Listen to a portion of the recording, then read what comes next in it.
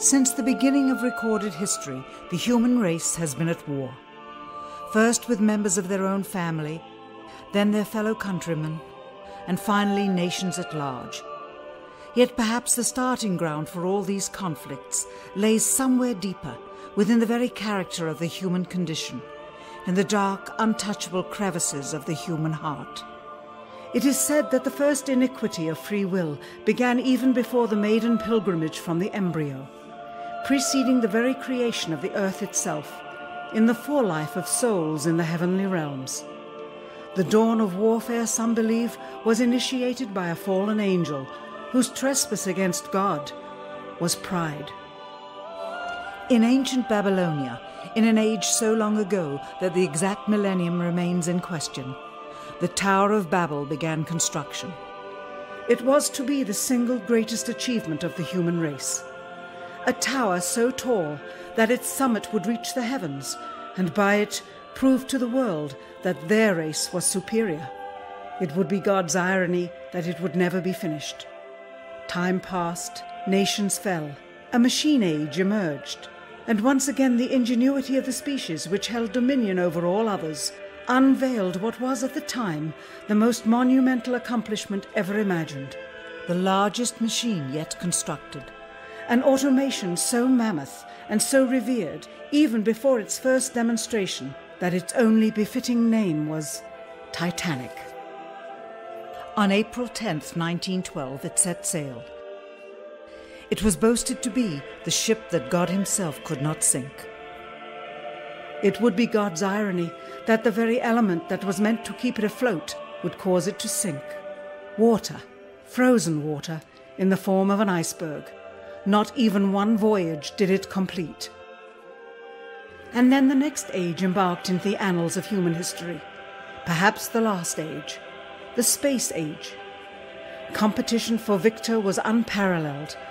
Powerful nations spent billions in unabashed rivalry to outdo the other.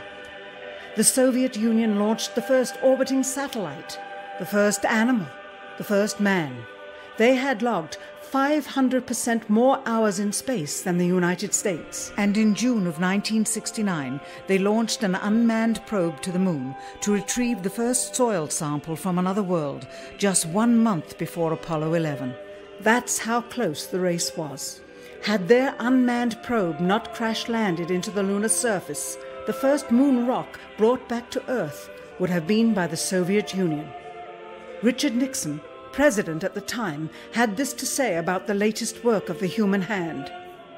It is the greatest week since creation, the greatest event since the laying of the foundation of the seas, since the origin of the universe itself, since the design and formation of the delicate human eye through which all these things are perceived, was a flying machine with its 2 passengers landing on its closest celestial neighbor and returning from where it came. Perhaps again God's irony lies somewhere within this great boast of humankind. The building of the tallest tower for the sole purpose of standing out among the races was never finished. The machine that was so great that it was said to be untouchable by even God never completed its first voyage. And finally, the crowning achievement of humankind, the greatest boast of the species, the event in human history most associated with pride in our own accomplishments, landing on the moon.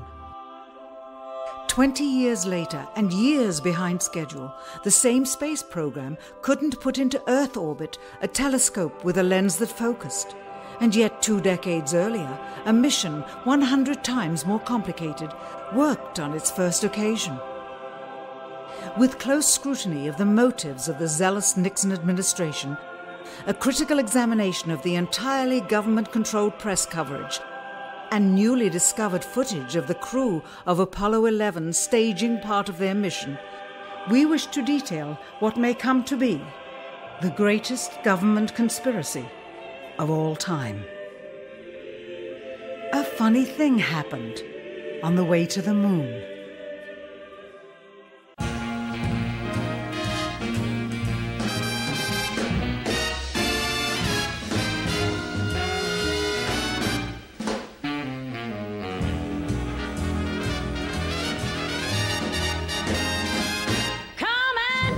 trip in my rocket ship. We'll have a lovely afternoon, kiss the world goodbye, and away we'll fly. Destination moon. We'll travel fast as a light till we're out of sight. The earth will be like a toy balloon. What a thrill you'll get riding on my jet, a destination moon. We'll go up, up, up, up, straight to the moon we two, high in the starry blue. I'll be out of this world with you, so away we'll steal in my space mobile, a supersonic, a honeymoon. Leave your cares below, pull the switch, let's go, a destination moon.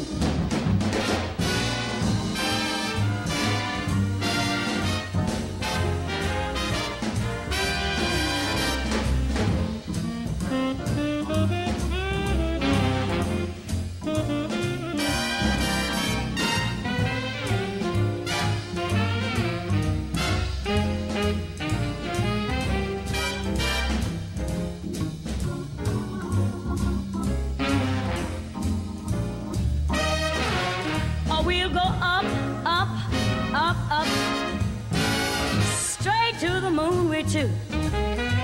We'll be high in the starry blue.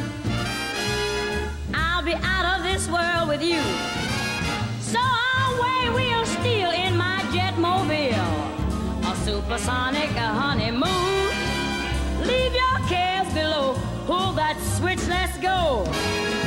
Destination. We're flying high up in the sky. Destination, destination moon.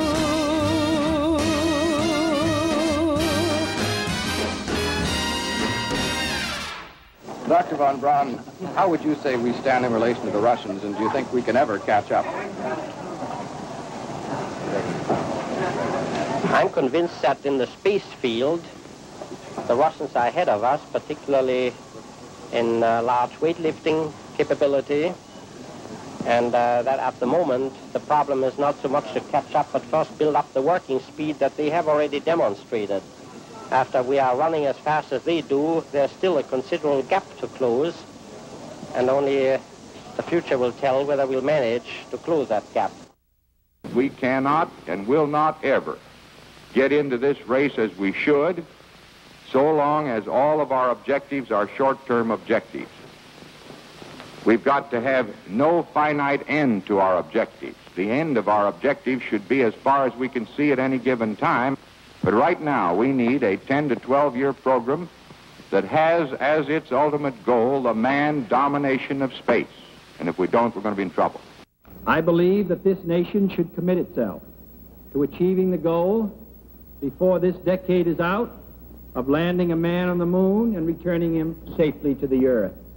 We must assure our preeminence in the peaceful exploration of outer space, focusing on an expedition to the moon in this decade.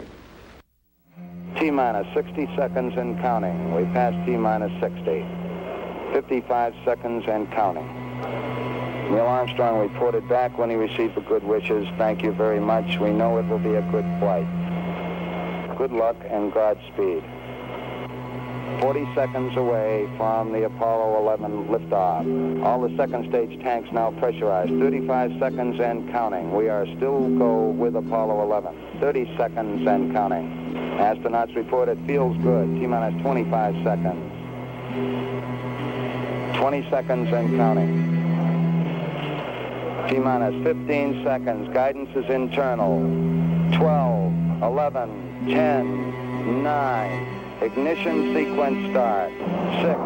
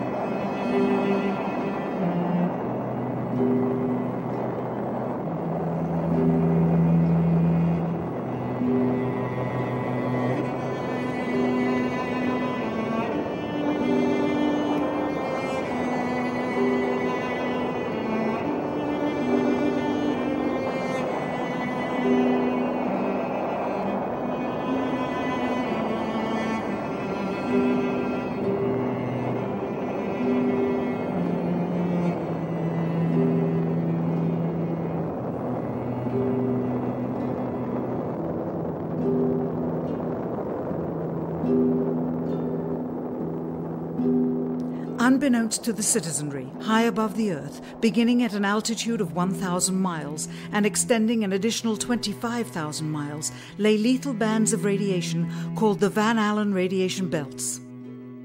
Every space mission in history with humans on board, from both the United States and Soviet Union, from the first in 1961 to the present, has been well below this deadly radiation field. Mercury, Gemini, Soyuz, Skylab, the Space Shuttle, all maintained altitudes well below 1,000 miles. All except Apollo. The more experienced Soviets spent 100 hours in space for every 20 hours of the US. In order to survive the hour-and-a-half journey through this radiation field necessary to reach the moon and return, solid lead shielding between the astronauts and the exposure outside would be required. The mammoth Saturn V rocket used by Apollo was already 35 stories tall and weighed as much as a battleship. To add additional tonnage in the form of a lead barrier completely surrounding the crew members would have made it impossible for the vehicle to get off the ground. That is why the Soviets, though more advanced, only sent an unmanned probe to the moon. The Apollo spacecraft's narrowest shielding was less than 1/8 of an inch of light aluminum. In 1998, the Space Shuttle flew to an altitude of 350 miles, one of its highest altitudes ever, hundreds of miles below the beginning of a field of radiation that was so severe that the astronauts inside of their shielded spacecraft and inside of their shielded spacesuits saw flashes of light with their eyes shut that they described as shooting stars, due to radiation penetrating first the shuttle's shielding, then their spacesuit shielding, then their skulls, and finally the retinas of their closed eyes. As a result, CNN issued the following report noting NASA's unpredicted surprise. The radiation belt surrounding Earth may be more dangerous for spacewalking astronauts than previously believed. Scientists say the phenomena known as the Van Allen belts can spawn killer electrons when the Earth's magnetic field changes. These electrons that are being studied could have an important effect, not only on satellites, which has happened in the past, but could also affect the astronauts by creating large doses of radiation that could influence their health. The electrons can penetrate through various materials, including spacesuits, and can pass through, in fact, the walls of the space station, and can create high charges deep inside of these objects. President Kennedy, a man of political, not scientific background, set the irrevocable goal of landing a man on the moon by the end of the 1960s, just days after America's first astronaut had spent a mere 16 minutes in space, not even achieving a single orbit around the Earth. We choose to go to the moon in this decade and do the other things, not because they are easy, but because they are hard. We take an additional risk by making it in full view of the world. But as shown by the feat of astronaut Shepard, this very risk enhances our stature when we are successful. The technology necessary to launch the massive Saturn V rocket and an intercontinental ballistic missile is 95% similar. When the Soviet Union launched mankind's first satellite, Sputnik, in 1957, there was grave concern that they had mastered space ahead of the United States and might use this advantage to launch a first nuclear strike from an orbit high above North America. When they also put the first animal in space, then the first man in space, then achieved the first spacewalk, the first crew of 3, and the first ever of 2 simultaneously orbiting spacecrafts, concern turned to fear and then horror as America watched their communist enemy achieve all these firsts with no hope in sight of ever catching up. President, a member of Congress said today that he was tired of seeing the United States second to Russia in the space field. I suppose he speaks for a lot of others. What is the prospect that we will catch up with Russia and perhaps surpass Russia in this field? However tired anybody may be, and no one is more tired than I am, it is a fact that it's going to take some time, and I think we have to recognize it.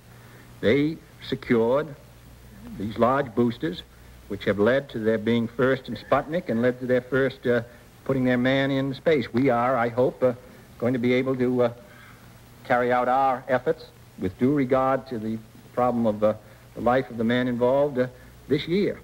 But we are behind.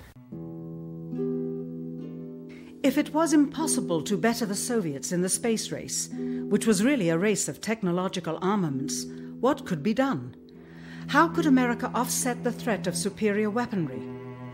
Throughout the history of rivalry and war, astute generals of lesser armies than their counterparts have used deceit and misinformation as a method to achieve victory. In World War II, for example, columns of inflatable tanks were placed at locations afar from Normandy to draw German forces away from the real location of invasion. The Star Wars missile defense program rigged tests to make it seem more advanced than it really was. That's the conclusion of the General Accounting Office. The aim was to fool the Soviet Union about US military readiness during the Cold War.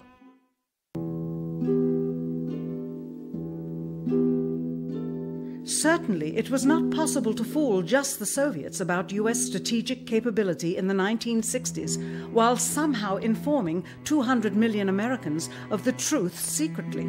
In order for them to believe the United States had the capability to go to the moon, everyone would have to believe it. Furthermore, the pride of a nation was at stake, and the goal of a martyr, not to mention the growing unrest domestically of a government throwing tens of thousands of lives away in a foreign war riddled with contradiction and ambiguity.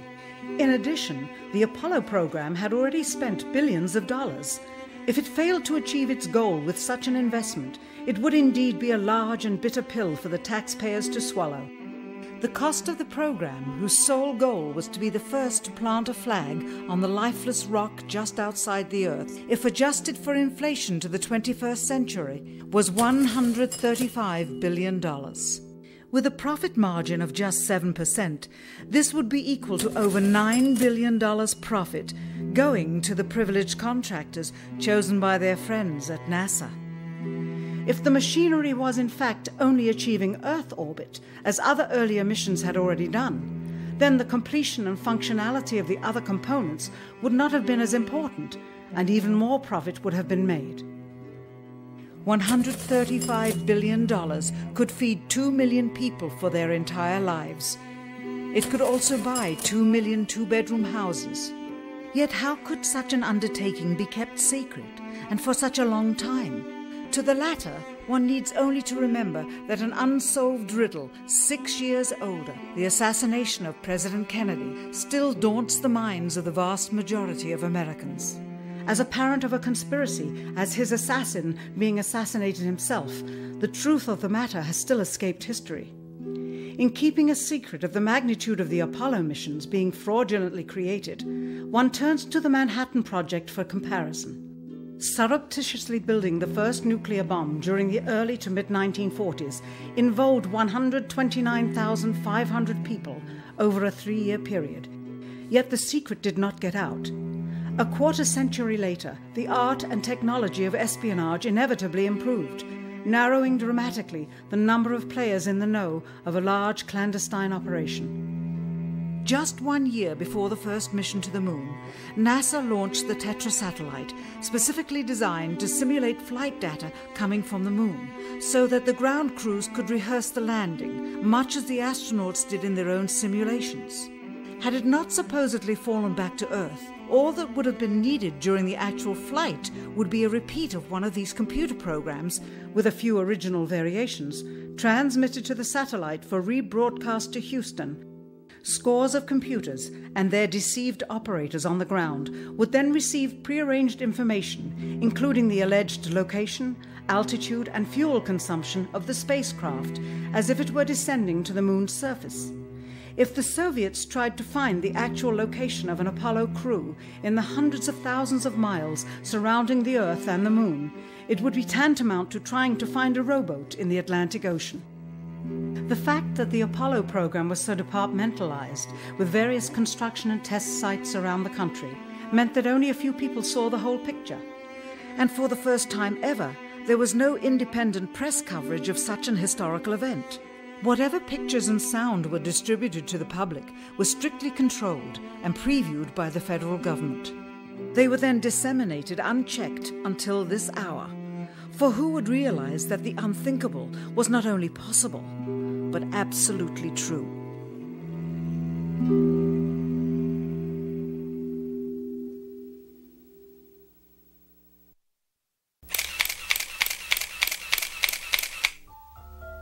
And what of the photographs? What do they tell us? On 3 separate occasions, our office asked NASA's Public Relations Department for every single picture of an astronaut on the surface of the Moon, just during the maiden voyage of Apollo 11.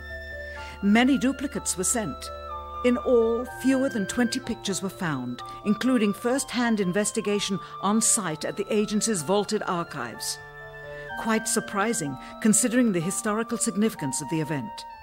These very photographs are the same ones circulated year after year on anniversary commemorations. It is estimated that in just the first 60 minutes on the Moon, motivated by the tenuous nature of the circumstances, many more exposures could have been expediently taken. Also surprising is the scarcity of photographs of the mission's chief pioneer, Neil Armstrong. The greatest achievement in human history, and of the man whose first step echoed around the world, dawning a new age of scientific enlightenment, there is only one full-body picture of him on the Moon, besides this ghostly reflection. This one, taken by an automatic camera mounted on the side of the lunar module. Perhaps he feared liability should the whole conundrum later become unraveled. Perhaps he has forgotten that he attested to the authenticity of the event with his signature on this plaque engraved by the federal government. In fact, in the more than 30 years since the event, aside from NASA's initial press conference and the occasional brief anniversary remarks where few questions were permitted, he has never given one on-camera interview to anyone, ever. From an analytical standpoint, photographic anomalies have to be sought out with an understanding of lighting and shadows. The most straightforward is simple. When objects are lit solely by the sun, as all the scenes on the Moon were said to be, after all, lighting equipment was not only impractical, it was unnecessary in bright sunlight, then all shadows, regardless of the landscape, will run parallel with one another and never intersect, as shown by this example. In these seldom-seen photographs, obtained from a rarely used auxiliary NASA archival site, it is clear that these scenes were lit with artificial light. These shadows, which are cast at different angles, are evidence that a second light source is being used. In addition, the sun would not cause an isolated hotspot like this, only an artificial light would. Again, intersecting shadows and another hotspot. And again. And again. It is simply impossible for this picture to have been taken with sunlight on the Moon. Here, the shadows are shown to be as black as pitch. And yet here, completely in a shadow, the astronaut is lit up like a Christmas tree. How can this be?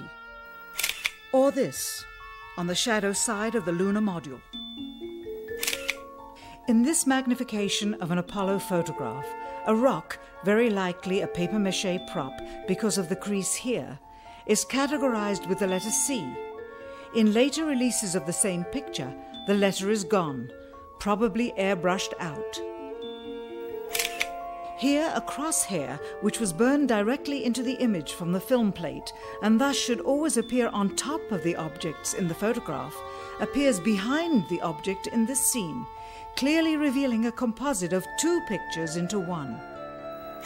Someone apparently forgot to create a burn crater underneath the lunar module's 10,000-pound thrust engine, despite the fact that during ground tests there was a real concern for the vehicle falling into the hole the engine created as it descended. Here is a Norman Rockwell depiction drawn just 2 years earlier based on the latest specifications and scientific data. In these enlargements, it looks as though the lunar module was simply placed there. Not even one speck of moon dust on the landing pod. As a result, all subsequent flights had to have the same discrepancy, which was explained away by the effect of no atmosphere. And what about stars? On the moon, with no atmosphere, they must have been quite a sight to behold. Yet there is seldom any mention of them, if ever, by any of the astronauts on any of the missions. Undoubtedly, creating a mural with all the constellations properly placed in the sky would have been virtually impossible to create accurately, much less realistically. A competent amateur astronomer would have been able to call attention to the slightest error in measurement. The answer? Not to talk about the stars. Ever. In their post-flight press conference, it was the only question to which Neil Armstrong responded with an absence of memory. When you looked up at the sky, could you actually see the stars and the solar corona in spite of the glare? We were never able to see stars from the lunar surface or on the daylight side of the moon by eye without looking through the optics. I don't recall during the period of time that we were photographing the solar corona what stars we could see. I don't remember seeing any. Years later, though, Michael Collins would remember seeing the elusive stars and wrote about them in Expeditions to the Moon. It seems his memory improved the older he got. Why don't stars appear in any of the photographs? Simply because the proper, mostly closed exposure setting for the camera's iris, set that way to compensate for the bright sunlight on the moon's surface, completely diminished the faintness of relatively distant specks of diminutive light. This answer is true. It does not, however, explain why they never took any pictures of the stars by themselves, with an exposure setting perfect for them. While they took 3 automobiles to the moon, they never took a photographic telescope. Had they done so, they would have been able to see farther into the universe than had ever before been realized. If they had taken a telescope and were not actually on the moon, they would have had to concoct undiscovered galaxies that might one day prove to be non-existent. The cost of the 3 moon rovers in 21st century currency? Nearly $60 million each, though they had fewer parts than a Jeep. Where was all this money going? Then there's the flag, blowing in the wind, at least twice, on the atmosphereless moon. We can only guess that most of the missions were staged inside for fear of possible aerial or satellite reconnaissance from an unfriendly nation. The backpacks, designed for 1/6 gravity, must have had the cooling systems removed to allow for movement without falling over. With very near and hot studio lighting, that left one hot astronaut inside. Assuming that it was the astronauts inside, after all, their faces were always covered. The necessary mammoth amounts of air conditioning were probably responsible for the air current. Here the editor cuts to a still shot of the flag, just as the effect becomes noticeable. Here it is unchecked. This rare clip, attained decades ago, was never re-released with the inevitable increase in experience and scrutiny. To demonstrate 1/6 gravity, a bouncy, floaty feel to the astronauts' movements would be similarly achieved with relative simplicity. Slow motion. You are viewing the scenes as they aired more than 30 years ago. Now let's look at them with the speed doubled. It becomes discernible that they are, in fact, in Earth's gravity, and are no more leaving the ground than they would on Earth.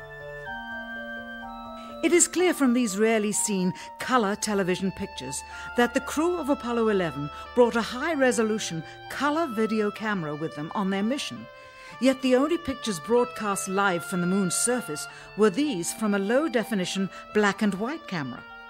In fact, the networks complained because in addition to this, they were forced to shoot the images, second generation, off of a projection TV of the technology of 30 years ago, and were not even allowed to take a direct feed, which further degraded the quality and clarity of the images. Perhaps this was precisely what NASA and the federal government had in mind. After all, it was a first, regardless of where they were.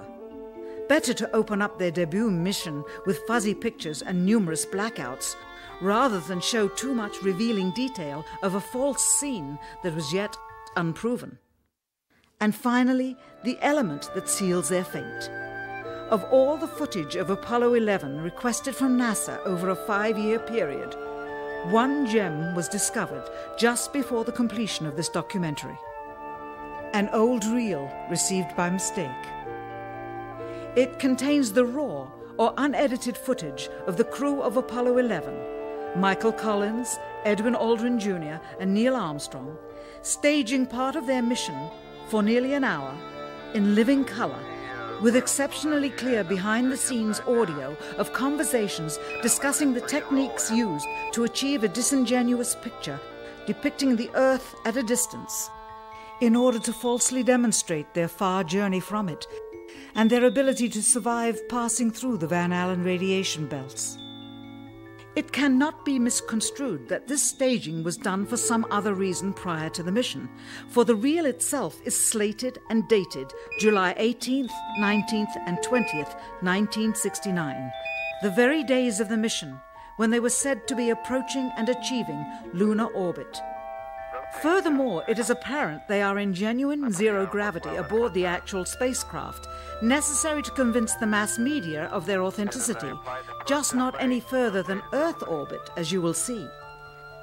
In this never-before-seen or heard footage, not only is the radio conversation between the astronauts and Houston Control audible, there is a secondary, private conversation taking place between the crew and a third confidential party, prompting the astronauts with what to say, when to speak, and how to effectively manipulate the camera to achieve the desired misleading effect. NASA claims that the Houston transmissions were the only ones taking place with the astronauts. Listen now as Houston Control initiates a conversation with the crew, only to find them too preoccupied with the behind-the-scenes trickery to respond. Moments pass and the oversight is picked up on by the clandestine third party, who quickly prompts them with talk. Immediately, Neil Armstrong speaks. Hello, Apollo 11. Houston, Goldstone says that the TV looks great. Over.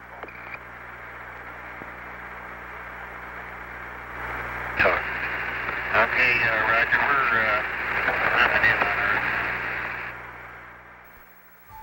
Again, the illusion they are attempting to create is the Earth at a distance to demonstrate their far journey from it and their ability to survive passing through the Van Allen radiation belts.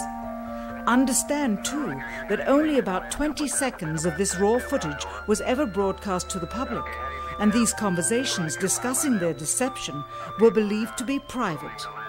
Until now.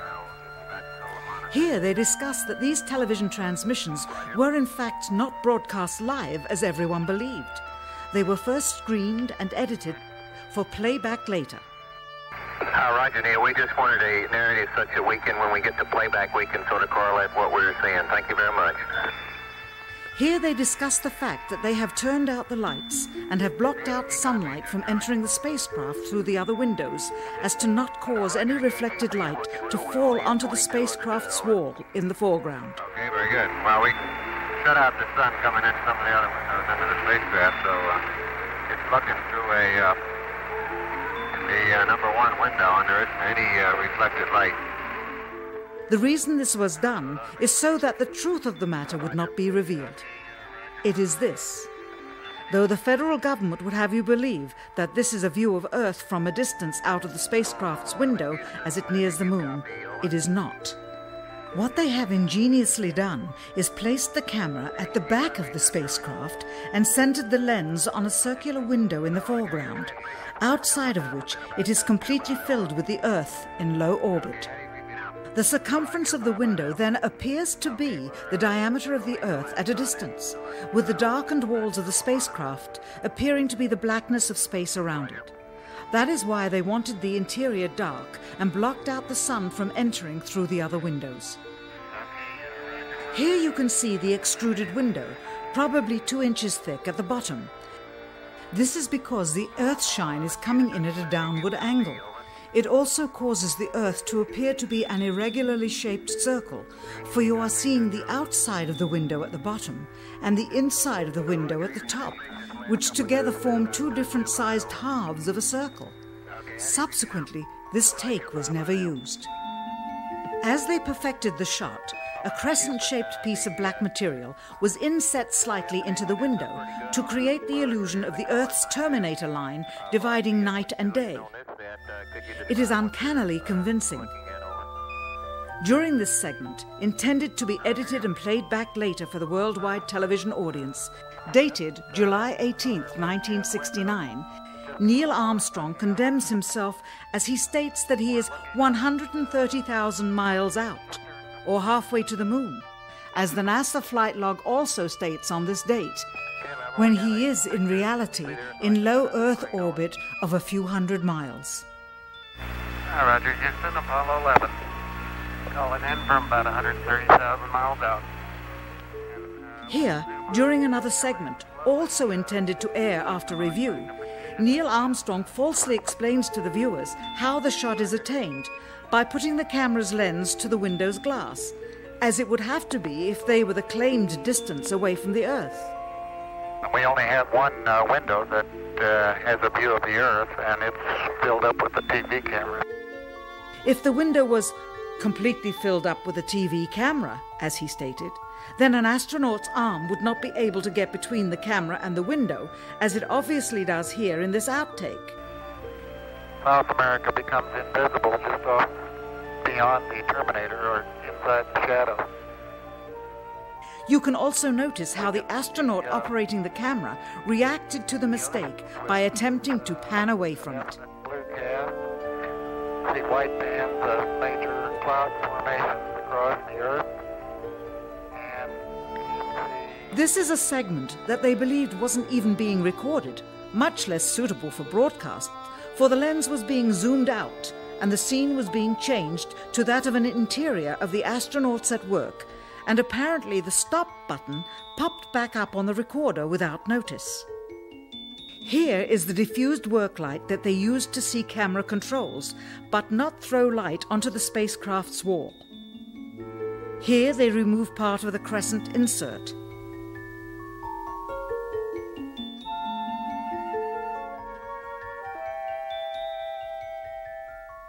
Finally, the iris is opened up and you can see the real location of the camera and the very bright and near Earth out the window. Here is the slate for the 19th of July, and the same shot of trickery on the 19th of July, and then the 20th, and the same misleading shot on the 20th. Later that evening, they were said to be walking on the moon. How can this be when they were in Earth orbit only 9 hours earlier, and the moon is some 3 days' journey away? Furthermore, if they genuinely went to the moon, why would they be faking any part of it? Why this trickery with the window? By faking being halfway to the moon, it becomes apparent that they did so because they could not even go halfway. It thus confirms that the stumbling block to their success was the lethal radiation of the Van Allen radiation belts. Since the same equipment was used on the subsequent missions in the 40 months that followed, none of them could have gone to the moon. They only increased their proficiency at staging them. When some TV viewers of the second manned mission to the moon telephoned the networks complaining that reruns of I Love Lucy were being interrupted, it became clear that for the taxpayers, once was enough. But it wasn't enough for the government and contractors. Billions of dollars of pure profit went with each return. How coincidental that the following mission would have the element of life and death jeopardy. Apollo 13. Now the public would take going to the moon more seriously and be reconnected with the drama. We now realize that perhaps the reason Neil Armstrong has never given an on-camera interview is because he doesn't want to lie anymore. What threats may have been made upon such honorable men or their families to possess their reluctant cooperation and later ill feelings towards perpetuating this still darkened hour in American history. NASA's highest-ranking official, James Webb, resigned without explanation just days before the first Apollo mission. Why, when he was on the threshold of achieving the greatest accomplishment of his career? All 3 Apollo 11 astronauts also resigned shortly after their return. On the 25th anniversary of the event in 1994, Neil Armstrong made a rare public appearance and held back tears as he spoke these brief cryptic remarks before the next generation of taxpayers as they toured the White House. Today we have with us a group of students among America's best. To you we say, we have only completed a beginning. We leave you much that is undone. There are great ideas undiscovered, breakthroughs available to those who can remove one of truth's protective layers. He is that layer.